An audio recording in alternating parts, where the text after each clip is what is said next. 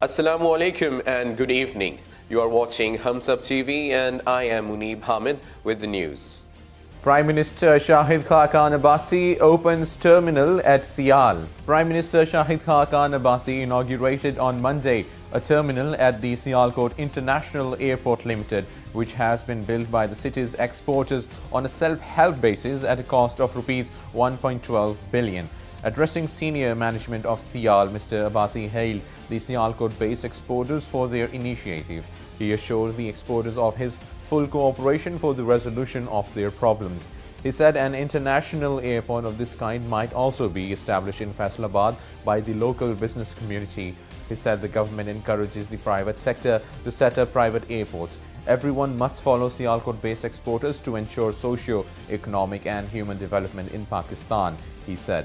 He added that the PMLN government has successfully completed the Nandipur power project, which is now producing 425 megawatts of electricity. He said the present government has established different power projects that will produce 10,000 megawatts. After the completion of different power projects, the government has now focused on reducing the cost of electricity production, he said. Mr. Abbasi said there will soon be a reduction in electricity and gas prices.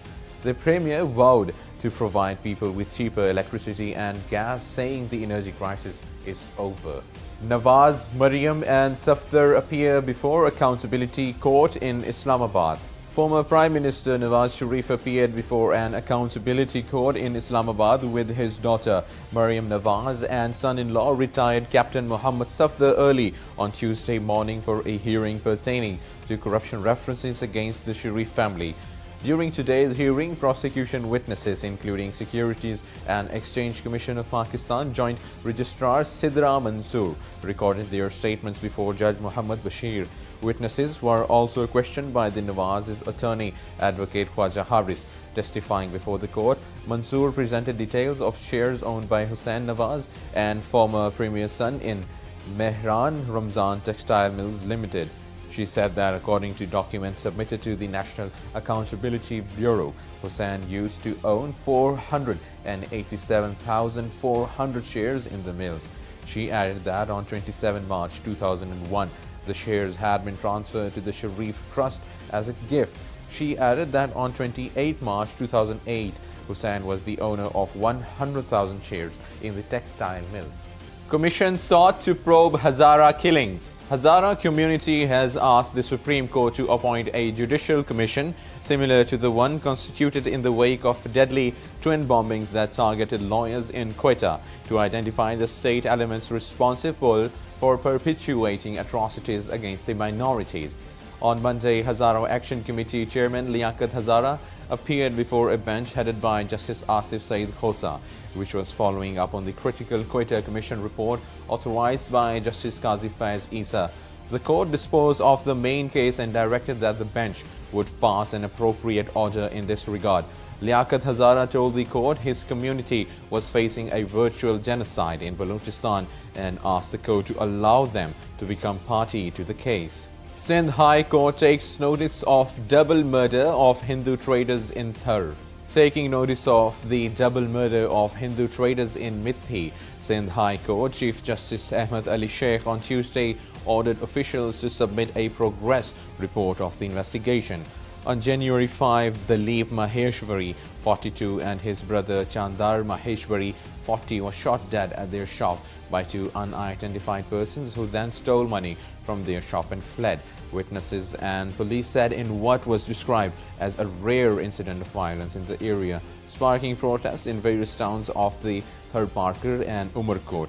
Some witnesses told the police that the victims offered resistance, upon which the robbers opened fire, killing one of them, Dalip, on the spot. Chandar was rushed to the Mithi Civil Hospital in a critical condition where he succumbed to his wounds. Voting underway in Chakwal PP20. Voting in Chakwal PP20 commenced early on Tuesday morning in a by-election that may set the course in the district for the upcoming general elections. About 12,000 police personnel have been stationed across the district as part of the strict security arrangements for the by-polls, in which 279,530 people are expected to vote. Over 10,000 female voters are expected to cast their ballots today. Some 227 polling stations and 596 polling booths have been set up across the district. Rangers personnel have been deployed at 45 polling stations that have been declared sensitive. Polling will continue until 5 p.m. today. Key Indian nuclear submarine damaged. Russian-designed Indian nuclear submarine, considered a key platform in the country's second strike capability, has suffered major damage and has been undergoing repair for over 10 months. It's said the damage to INS Arhinath may have been caused by a possible human error, and the vessel had not sailed now for months. Arhan's propulsion compartment suffered damage after water entered the area more than 10 months ago, according to details available with paper. Then one naval source said water rushed in because a hatch on the rear side was left open by mistake. 64 migrants feared dead in Mediterranean boat sinking. As many as 64 migrants, including a mother whose 3-year-old child desperately clung to her, are feared dead after a trafficker's overcrowded rubber dinghy from Libya started sinking in the Mediterranean Sea, officials said on Monday. The Italian Coast Guard rescued 86 people from the boat hours after it started sinking on Saturday morning due to a puncture. Specially trained rescue divers leaped into the water to pull dozens to safety, including those who managed to stay aboard an half-submerged dinghy, as well as the others already fleeing in the cold waters around it. The bodies of 8 dead women were also recovered. Since trafficking dinghies are often crammed with far more than 100 migrants, fears quickly arose that dozens more could be missing in the sinking. UN officials said the accounts from survivors bore out those fears. An Italian Coast Guard search that went through the night did not find any more survivors or corpses. South Korea delegation arrives in North Korea to commence first official talks in 2 years. North and South Korea began their first official talks for more than 2 years on Tuesday, focusing on forthcoming Winter Olympics after months of tensions over Pyongyang's nuclear weapons program. The talks in Panmunjom, the truce village in the demilitarized zone that divides the peninsula, came after the North leader Kim Jong-un indicated in his New Year speech that he could send a delegation to next month's games in Pyeongchang in South. Seoul's 5-member delegation, led by Unification Minister Cho Myong-gyeon, traveled to Panmunjom in a convoy of vehicles, passing a group of well-wishers holding a banner as a checkpoint leading towards DMZ. The North's group, of similar size and led by senior official Ri Song-won, walked over the military demarcation line at Panmunjom for the talks. Pictures show just yards from where a defector ran across in a hail of bullets 2 months ago. Looking businesslike, Cho and Ri shook hands at the entrance of the Peace House, the building on the southern side where discussions were being held, and again across the table. Trump book author contradicts Bannon's explanation. The author of an explosive new book that questions President Donald Trump's fitness for office on Monday contradicted Steve Bannon's explanation of comments that had angered his former boss. Michael Wolff appeared on MSNBC's Morning Joe to discuss fire and fury inside the Trump White House. In the book, Bannon, Trump's former chief strategist, described as a meeting between Donald Trump Jr., senior campaign aides, and a Russian lawyer as treasonous and unpatriotic. The reference angered the president, who last week lashed out at Bannon, saying he lost his mind. Bannon sought to make amends on Sunday, saying in his statements the description wasn't aimed at Trump's son, but at former Trump campaign chairman Paul Manafort. 20 civilians killed as Syrian troops take on rebel bases. Regime forces upped the pressure on 2 of the last rebel bases in Syria on Monday, pounding the eastern Ghouta enclave near Damascus and the northern province of Idlib.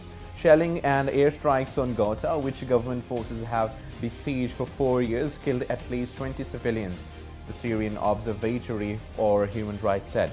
The semi-rural area east of Syrian capital is home to around 400,000 inhabitants and is targeted almost daily by regime forces trying to flush out rebel groups. On Monday, a woman and her 3 children were killed in regime strikes on Doma, which is the main town in eastern Ghouta. Rami Abdel Rahman, the head of the Britain-based observatory, said in the town's morgue, medics were wrapping the children's shredded bodies in shrouds amid the shrieks of bereaved parents. Chaos engulfed the rudimentary facility as rescuers kept rushing in more wounded, some of whom died before they could receive life-saving treatment. Thai Prime Minister leaves cardboard cutout to answer questions. Thailand's Prime Minister has taken a novel approach to avoiding questions at a news conference by leaving a cardboard cutout to the job. Prayut Chan-o-cha briefly spoke to an audience outside Government House in Bangkok before the life-size replica was brought out. If you want to ask any questions on politics or conflict, ask this guy, Mr. Prayut said, then walked away waving. Mr. Prayut led a military coup in 2014 and was named PM later that year. The government has promised to hold nationwide elections, but they have repeatedly been pushed back. European Union states urged to dig deep for blocs budget fill UK gap. Top European Union officials are urging member countries to stump up more money to fund the EU's policy ambitions and fill a yawning budget gap after Britain leaves the bloc. European Commission President Jean-Claude Juncker said on Monday that the EU and its members have to work to find the means to fill the gap left by the contributor of billions of euros. The Commission estimates that Britain's departure will cut contributions by around 12 billion euros, 14.4 billion a year. Britain leaves the EU next year but has agreed to pay its budget share until 2020. Juncker said the EU's 2014 to 2020 budget, which totals some 1.09 trillion euros, is not enough to fund the bloc's growing ambitions in areas like defense, even with one less member. We don't have any more cash to finance any extras, said Juncker, launching debate in Brussels on the EU's multi-annual spending plans after 2020. Even with a dose of flexibility, we have attained the limits of the European Union budget. Now the sports news. Australia complete England's Ashes misery with innings victory.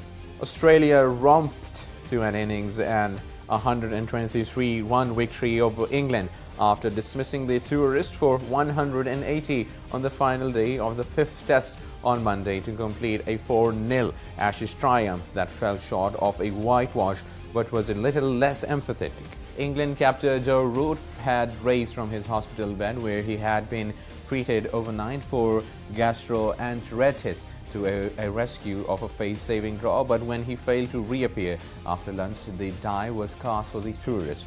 Australia's bowling attack, the potency of which has been one of the main points of difference between the two sides, mopped up the last 4 batsmen at the cost of 36 runs just after the break at Sydney Cricket Ground. The cricket we have played has been outstanding, said Australian captain Steve Smith, whose batting was another major factor in the triumph. This team has been magnificent in the series. The cricket we've played has been great, so I think the more we play together, the more we are going to get better as a group. We have just got to keep getting better and improving as a team. And now the weather update for the next 24 hours. Mainly cold and dry weather is expected in most parts of the country.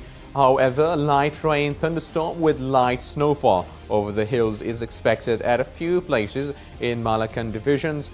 Dense foggy conditions are likely to prevail over plain areas of Punjab and Upper Sindh during morning and night hours. That's all for now. For more news and updates, keep watching Hums Up TV. Take care.